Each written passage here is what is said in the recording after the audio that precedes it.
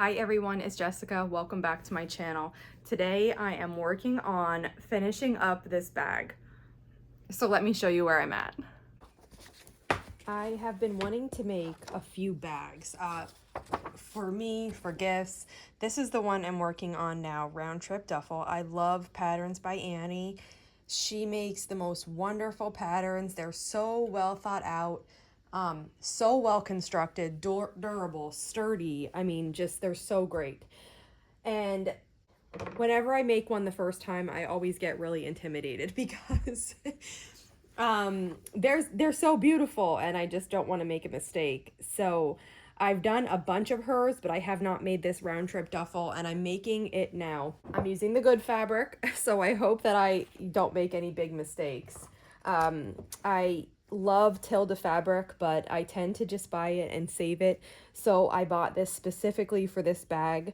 I have this blue here. This is like a woven gingham, that's Tilda. And then this is what I'm doing on the inside. And I have a lot of it done. All the parts that I feel super comfortable with, I did first. Because I've made some of her other bags, and even though they're different, they have a lot of similar techniques since it's written by one person. So this is the front of the duffel bag.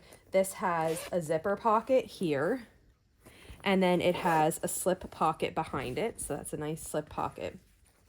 It's got this really pretty handle. This is a different construction than I've done on handles, but it worked out really nicely and I love it. This is going to get a slip pocket on the inside, so I just haven't done that yet. Really, mostly because I don't know what fabric I'm going to use, so that I have to figure out today. This is like the zipper component, so the front of the bag will go here, the back of the bag will go here. This is like a carrying strap, will get hooked to these. And then on the corners, there's these side pockets. So this is one side pocket. The other corner has the same side pocket. And then this is the back of the duffel bag. So it has a slip pocket here, just like the front. And then it has this one that goes all the way through. This is a trolley sleeve. That's what hooks onto the pulling portion of your luggage like that, and it secures it. So she has those on a lot of her bags, and they're really handy. And now this side gets a mesh pocket. And you know, when I was cutting this, I made a mistake in assuming how wide the mesh was. So I cut the mesh and I just figured, oh, it's got to be the right size, and it wasn't the right width. So I'm short like an inch on each side, but I don't want to waste this mesh or the zipper that I put in.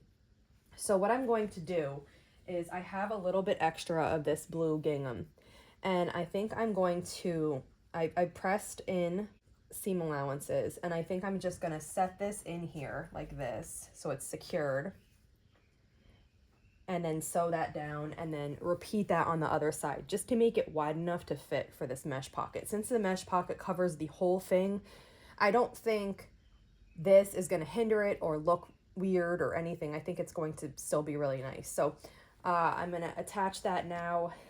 So I just glued this with a glue stick, and I'm going to glue base this in place because I want the edges of the fabric to exactly match so that when I sew a line through here, it's going perfectly through both sides. I do struggle with getting that accuracy sometimes on things like this, but that's what I'm aiming for. And it's glued, but I'm just gonna stick a pin in the top and the bottom, maybe the middle, to hold this in place until I sew.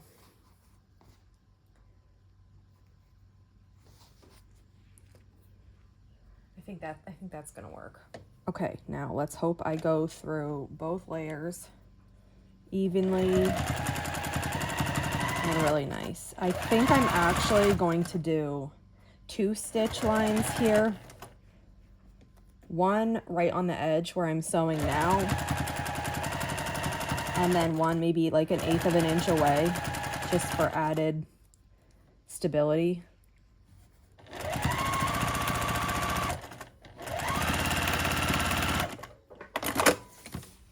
Okay, that looks pretty good.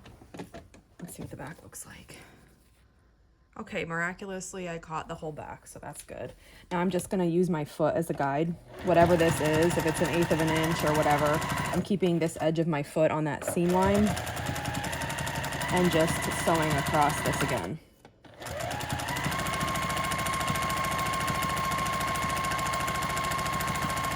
Perfect. Okay, that looks nice. You can see the double seam there, and it's on the back too, which this will be the inside of the pocket. So, I mean, it doesn't technically matter. I just wanted to grab it all for security purposes. Now this came out, okay. Now I'm going to repeat that just on the other side. It's good too, this side's finished now. Now I'm going to have it be, you know, as wide as this bag is. This extra down here doesn't matter, that gets cut off. But first I'm going to sew it to the bag. So basically right now you just baste it to the bag, and then, you know, all of these edges get finished when you sew the bag together. So I'm going to put some pins in. The mesh, sometimes you have to be careful when you're pinning and going through the right spot to actually secure the mesh, otherwise you're just pinning in the holes. So I'll put a few pins in, and I'm also gonna just add a couple wonder clips around the outside. And now I'm going to baste this mesh to it with 1/8 of an inch seam allowance. I flipped it over to the back side because my pocket is oversized. So if I just basted the edge of the pocket, that wouldn't work. So I'm flipping it over so that I'm sewing it to see exactly how big the side of my bag is, so that I know I'm actually basting it on. And then when I'm finished with this, I'll trim the extra bits from the pocket off so that it's the same size as the bag. Okay, my front and my back are ready to go. I did the slip pocket. This is a Tilda woven that I bought when I bought these other ones, and it was gonna go in another bag that I'm planning, but I think I have enough to do the pocket with it. So I did the pocket in that. And I rounded the corners. This bag has rounded corners. It's easier to assemble a rounded corner than a square corner. So the corners are all rounded, and I've marked the center on all sides of the front and the back. Now I'm going to mark the center on the zipper portion of the bag. Okay, then I do one side at a time. So I'm going to kind of tuck this handle in so it gets out of the way when I'm sewing. And then I'm going to turn this wrong side out. And I'm gonna start matching up the pins and then sewing this together. Okay, ready to start sewing. You mega clip all the way around. I mean, I've used so many clips on this. Usually I just pick a spot and start. I do have my 1/4 inch foot on. That helps me. I sometimes find that when I'm making bags, I shy less than 1/4 of an inch. Sometimes the layers, it's so thick that, you know, you're just trying to sew it and it's hard to get the full 1/4 inch. So I do like the 1/4 inch foot for that. And I definitely way prefer sewing bags and thick layers on my Bernina rather than the Juki. It's so much easier. This machine cuts through layers like butter. I mean, it's fantastic. The hardest part, I think, of making these bags is binding this after it's finished. So this part, it seems a little tricky, but it's really not. I usually struggle the most with binding, and sometimes I sew the binding on and then I end up doing the rest by hand because I do struggle with it by machine. But let's see. I'm gonna see how this goes. And I'm gonna try to bind it by a machine after I get this sewn on. And we'll just take it one step at a time. If I have to finish it by hand, it's really not a problem. This part is super thick because right under here I have all the pockets. So like a bunch of layers of pocket and also the straps. So the bottom of the bag here is like the absolute thickest, but you can still see this machine has no trouble with it at all. It is really just a joy to sew with. I mean, I really do think on my Juki, I break needles on things like this, and it just doesn't happen on the Bernina. It's just so so much more robust, so hardy for, you know, really thick jobs like this.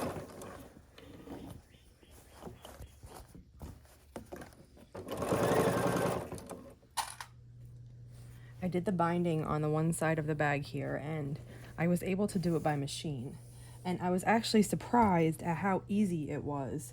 I have struggled with this every time I've made a bag. Once I sew the binding on like this here, and then wrapping it around and finishing it and getting it to actually be nice on the one side. And I think that sometimes when, you know, we're making something and it's hard, we forget how much we improve with practice. Like sometimes we don't even notice. Like I didn't think I was getting better with binding a bag.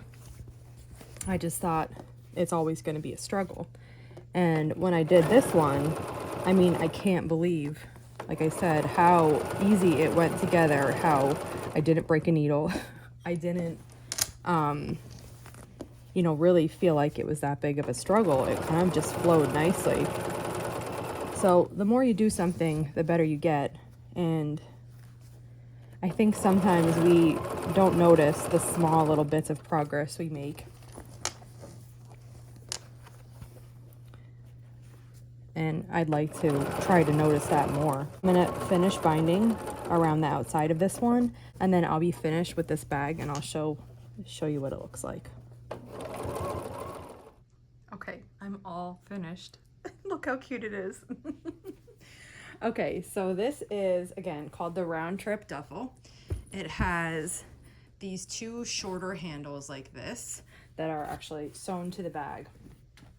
And then it has a detachable carrying strip with this pad. So this is adjustable also for your length, and it's hooked over here by this pretty hardware, and this is all from by Annie's. This is her hardware that she designs. This comes in multiple colors. I forget the exact name. I think this might be antique bronze. Then there's like shiny silver and I think a black. And they're all really, really pretty. So this is really nice, and this padded strap that you make, it's got a couple of layers of soft and stable. It's really, really soft and strong. And then, like I said, it has these two carrying handles. It's got this double slide zipper here, and this is what the inside of the bag looks like. One side has the mesh pocket, and I think you really can't even notice that this is a mistake here because this strip is right next to the binding, which I've done in the same color, and I think it looks really nice. So this is a full mesh pocket on this side. The mesh is kind of stretchy, and that's nice because it kind of stretches to what you put into it. On the other side here is a slip pocket with 3 divisions. So 2 smaller ones here and a larger one in the middle. Then this is the first time I'm using one of these. Patterns by Annie has these acrylic stabilizers that she makes to fit into some of her bags. And one of the other bags I've made before is the Ultimate Travel Bag. And when I made it, she did not have these stabilizers in her shop. So I'm gonna have to go back and get a couple of the sizes because there's multiple sizes depending on what you're making. This size fits the Round Trip Duffle. I'm gonna have to go back and get a couple of them that fit the Ultimate Travel Bag and put those inside. So according to her pattern, you make this little sleeve that the acrylic stabilizer fits in, and then you just fold over the edge and tuck it in the bottom. Now what this does is it gives it a really sturdy bottom, so like when you put stuff in here, the bottom of the bag doesn't sag. So that is a really nice addition, and you can remove it. Obviously the sleeve's washable, so that's a really nice feature. So that's the inside of the bag.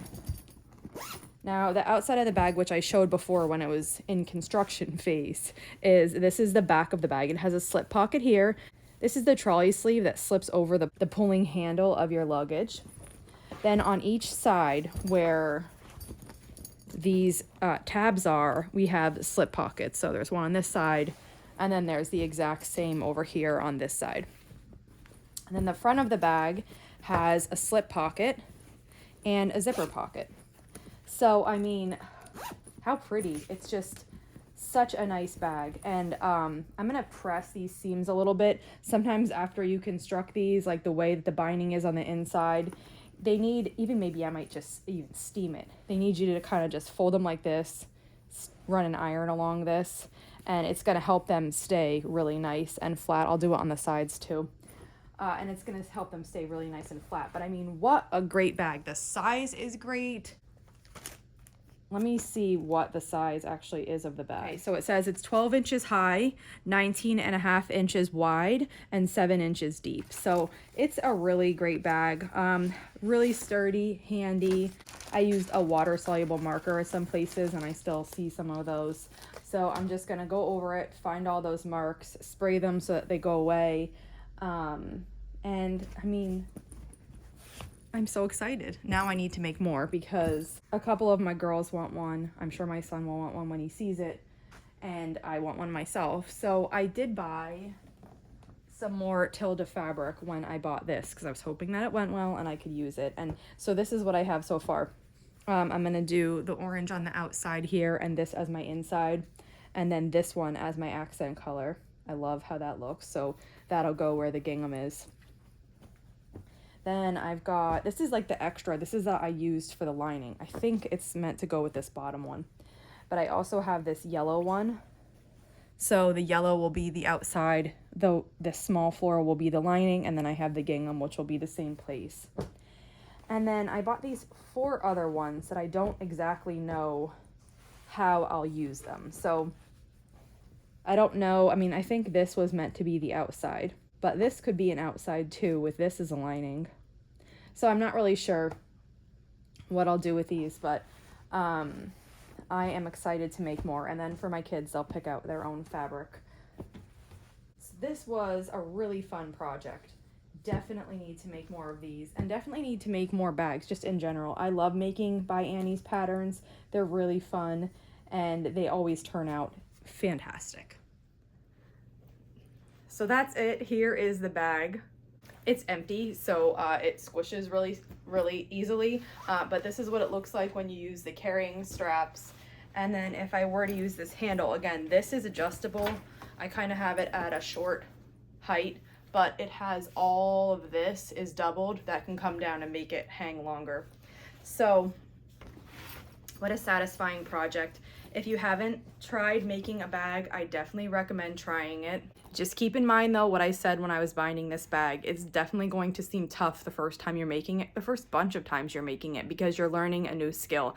But you do get better and better every single time. And when I was making this bag, I was pleasantly surprised that I didn't feel any of the steps were difficult, which is really amazing. I didn't even notice that I was making progress with my bag making skills. So I hope you'll give it a try. If you have any questions on this video, just let me know. And if not, I'll see you back here soon. Thanks for following along.